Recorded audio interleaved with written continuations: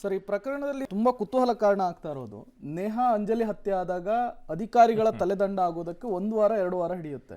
But ಇಂಥ ಪ್ರಕರಣದಲ್ಲಿ ತತ್ಕ್ಷಣಕ್ಕೆ reaction ಹೇಗೆ ಅಂತ?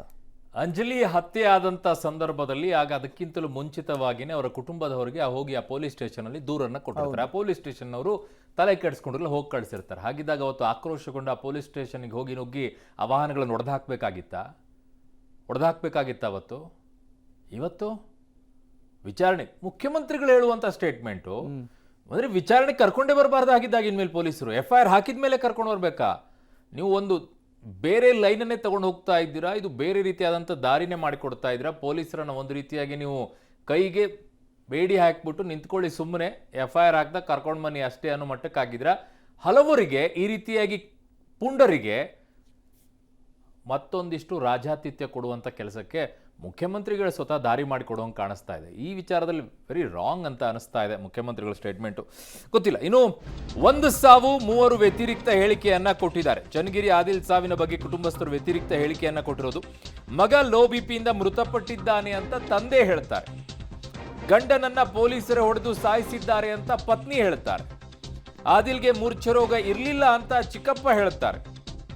ಆದಿಲ್ ಸಾವಿನ ಬಗ್ಗೆ ಕುಟುಂಬಸ್ಥರಿಂದಲೇ ಒಂದೊಂದು ಹೇಳಿಕೆ ಬರ್ತಾ ಇದೆ. ಹಾಗಾದ್ರೆ ಸಾವನ್ನಪ್ಪಿದ್ದು ಹೇಗೆ? ಲಾಕಪ್ ಡೆತ್ತೋ, ಲೋ ಬಿಪಿ?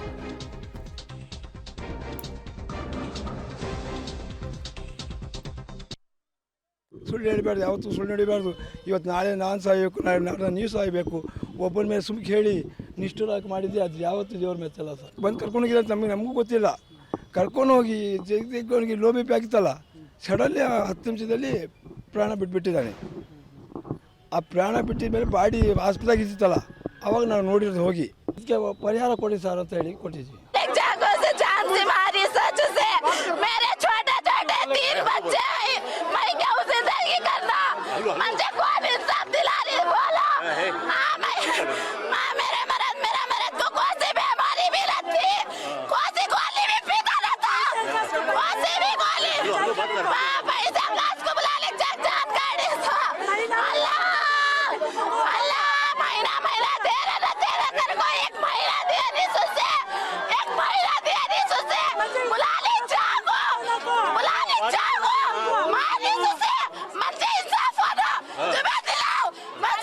ಎಂಟೂವರೆ ಗಂಟೆಗೋ 8 ಗಂಟೆಗೋ ಹಿಡ್ಕೊಂಡು ಬಂದಿದ್ದಾರೆ.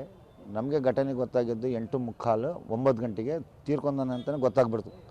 ಗೊತ್ತಾದಾಗ ನಾವು ಸೀದಾ ಆಸ್ಪತ್ರೆ ಹತ್ರ ಬಂದು ನೋಡಿದ್ವಿ, ಬಾಡಿ ಇತ್ತಲ್ಲಿ. ಆಮೇಲೆ ನಾವು ಟೇಷನಿಗೆ ಬರೋಣ, ಟೇಷನಿಗೆ ಹೋಗಿ ಮಾತಾಡೋಣ, ಟೇಷನಾಗ ಆಗಿರೋದು ಅನಾಹುತ, ಟೇಷನಿಗೆ ಹೋಗಿ ಮಾತಾಡೋಣ ಅಂತ ಟೇಷನಿಗೆ ಬರೋ ಟೈಮಿಗೆ DSB ಸಾಹೇಬರು ಕೋರಟ್ ಸರ್ಕಲಲ್ಲಿ ನಿಂತ್ಕೊಂಡಿದ್ರು. ನಾವು ಅಲ್ಲಿ DSB ಸಾಹೇಬ್ರ ಹತ್ರ ಮಾತಾಡಿದಾಗ ಅವರೆಲ್ಲ ಈ ಥರ ಆಗಿತ್ತಪ್ಪ, ಅವ್ನಿಗೆ ಪಿಡಿಸಿತ್ತು ಅಂದು. ಇಲ್ಲ ಸರ್, ಅವ್ನಿಗೆ ಪಿಡಿಸಿದ್ದಿಲ್ಲ, ಟೇಷನಿಗೆ ಬರತ್ತಂಗ ಟೇಷನಿಗೆ ಹೋಗಿ ಮಾತಾಡೋಣ ಸರ್, ಇಲ್ಲಿ ಮಾತಾಡೋದು ಬೇಡ ಅಂತ ನಾವು ಟೇಷನಿಗೆ ಬಂದ್ವಿ. ಟೇಷನಿಗೆ ಬಂದಾಗ CPI ಸಾಹೇಬ್ರಿದ್ರು, DSB ಸಾಹೇಬ್ರಿದ್ರು, ಅವ್ರ ಹತ್ರ ಮಾತಾಡಿದ್ವಿ. ನಾವು ಮಾತಾಡಿದಾಗ ಇಲ್ಲ ಸರ್ ಇದು ಹೊಡೆದಿರೋದು ಅಂತ ನಾವು ಹೇಳಿದ್ವಿ. ಅವ್ರು ಇಲ್ಲಪ್ಪ ಪಿಡಿಸ್ತಾರೆ ಆಗಿತ್ತು, ಅವ್ನಿಗೆ ಲೋ ಬಿ ಪಿ ಆಗಿತ್ತು, ಅವ್ನು ಗಾಬರಿ ಆಗಿ ಪ್ರಾಣನೇ ಬಿಟ್ಬಿಟ್ಟಿದ್ದಾನೆ ಅಂದರು. ಇಲ್ಲ ಸರ್, ಆ ಥರ ಆಗೋಕ್ಕೆ ಸಾಧ್ಯನೇ ಇಲ್ಲ. ಆ ಥರ ಹೆಂಗಾಗ್ತಿತ್ತು ಸರ್? 1000 ಜನ ಹಿಡ್ಕೊಂಡು ಬರ್ತೀರಾ, 1000 ಜನಕ್ಕೆ ಬಿಡ್ತೀರಾ? ಆ ಥರ ಆಗೋಕ್ಕೆ ಸಾಧ್ಯನೇ ಇಲ್ಲ. ಮೊದಲು ಒಂದು ಹೇಳಿಕೆ ಕೊಡ್ತಾರೆ, ಆಮೇಲೆ ಇನ್ನೊಂದು ಹೇಳಿಕೆಯನ್ನು ಕೊಡ್ತಾರೆ. ಸೊ ಈ ಹೇಳಿಕೆಗಳು ಬಹಳ ಮಹತ್ವದಾಗಿರುತ್ತೆ. ಆಮೇಲೆ ಇನ್ನೊಂದು ಹೇಳ್ತಾರೆ, ಹಫ್ತಾ ಕೊಡ್ತಾ ಇದ್ರು ಪೊಲೀಸರಿಗೆ ಅಂತ ಹೇಳಿ. ಒಬ್ಬರು 1 ಲಕ್ಷ ಹೇಳ್ತಾರೆ, ಒಬ್ಬರು 4 ಲಕ್ಷ ಹೇಳ್ತಾರೆ. ಅದು ಕೊಡದೇ ಇದ್ದಿದ್ದಕ್ಕೆ ಈ ರೀತಿ ಮಾಡಿದ್ರು ಅಂತ ಹೇಳ್ತಾರೆ. ಅಂದರೆ ಮಟ್ಕ ಆಡ್ತಾ ಇದ್ದ ಅನ್ನುವಂಥದ್ದು ಒಂದು ಕಡೆಗೆ, ಮಟ್ಕ ಬರಿತಾ ಇದ್ದ ಅಂತ ಹೇಳಿ ಅದನ್ನು ಒಂದು ಕಡೆಗೆ ಒಪ್ಕೊಳ್ತಾರೆ. ಇನ್ನೊಂದು ಕಡೆಗೆ ಅವನೇನು ಮಾಡ್ತಾ ಇರಲಿಲ್ಲ ಅಂತ ಇನ್ನೊಂದು ಹೇಳಿಕೆಯನ್ನು ಕೊಡ್ತಾರೆ. ಆಮೇಲೆ ಇದು ಸಹಜ ಸಾವು ಅಸಹಜ ಸಾವು ಅನ್ನೋದು ಮರಣೋತ್ತರ ಪರೀಕ್ಷೆಯಲ್ಲಿ ಗೊತ್ತಾಗಬೇಕಿರುತ್ತೆ ಸರ್. ಸಿದ್ದರಾಮಯ್ಯನವರು ಅದಕ್ಕೂ ಮೊದಲೇ ಈ ರೀತಿ ಸ್ಟೇಟ್ಮೆಂಟ್ ಕೊಟ್ಟಿದ್ದಾರಲ್ಲ, ಪಾಯಿಂಟ್ ಆಗುತ್ತೆ. ಇನ್ನು ಮಗನ ಸಾವಿನ ಬಗ್ಗೆ ತಂದೆಯಿಂದ 2 ಹೇಳಿಕೆ ದಾಖಲಾಗ್ತಾ ಇದೆ. ಬೆಳಗ್ಗೆ ಲೋ BP ಅಂತ ತಂದೆ ಹೇಳಿಕೆಯನ್ನು ಕೊಟ್ಟಿದ್ರು, ಬಟ್ ಈಗ ಉಲ್ಟಾ ಹೊಡೆದಿದ್ದಾರೆ. ಮಧ್ಯಾಹ್ನ ಆಗ್ತಾ ಇದ್ದಂತೆ ಲಾಕಪ್ ಡೆತ್ ಇಂದ ಸಾವನ್ನಪ್ಪಿದ್ದಾರೆ ಅನ್ನುವಂತಹ ವಿಚಾರ. ಬೆಳಗ್ಗೆ ಗಾಬರಿಯಿಂದ ಏನೇನೋ ಹೇಳ್ಬಿಟ್ಟೆ, ನನ್ನ ಮಗ ಮಟ್ಕ ಆಡ್ತಿರ್ಲಿಲ್ಲ, ಪೊಲೀಸರಿಗೆ ಕಮಿಷನ್ ಅನ್ನ ಕೊಡ್ತಿರ್ಲಿಲ್ಲ, ಸೊಸೆ ನೋವಿನಿಂದ ಏನೇನೋ ಹೇಳಿಕೆ ಕೊಡ್ತಿದ್ದಾಳೆ, ಕಾರ್ಪೆಂಟ್ ಕೆಲಸ ಮಾಡಿ 2,000 ಹಣವನ್ನು ತರ್ತಾ ಇದ್ದ, ಅಂಥವನನ್ನ ಪೊಲೀಸರು ಕರೆದುಕೊಂಡು ಹೋಗಿ ಸಾಯಿಸಿದ್ದಾರೆ ಅಂಥೇಳಿ ತಮ್ಮ ಹೇಳಿಕೆಯನ್ನ ಬದಲಿಸಿರುವಂಥದ್ದು.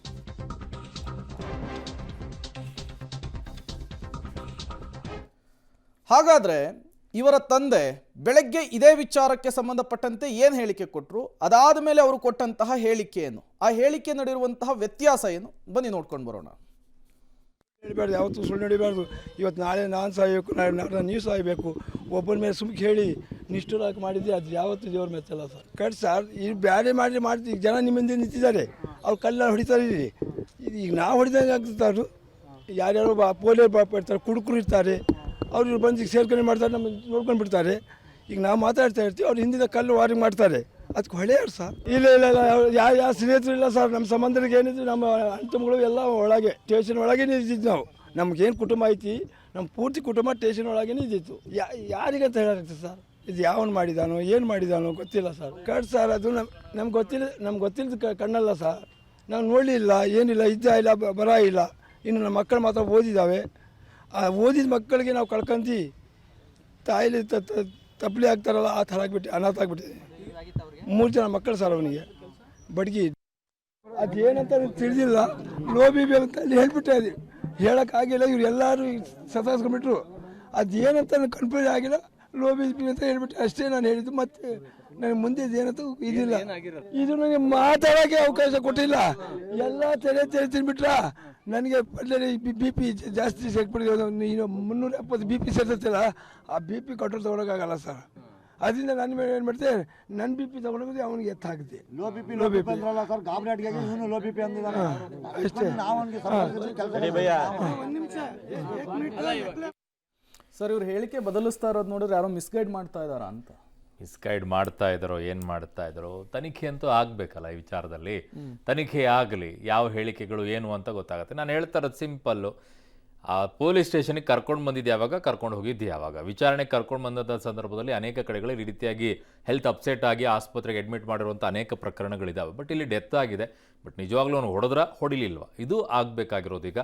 ಬಟ್ ಹೇಳಿಕೆಗಳಿದೆಯಲ್ಲ, ಬಹಳ ಇಂಪಾರ್ಟೆಂಟ್ಸ್ ತಗೊಳ್ಳುತ್ತೆ ಆಯಾ ಸಂದರ್ಭಗಳಲ್ಲಿ ಜನ ಯೋಚನೆ ಮಾಡೋ ವಿಚಾರದಲ್ಲಿ.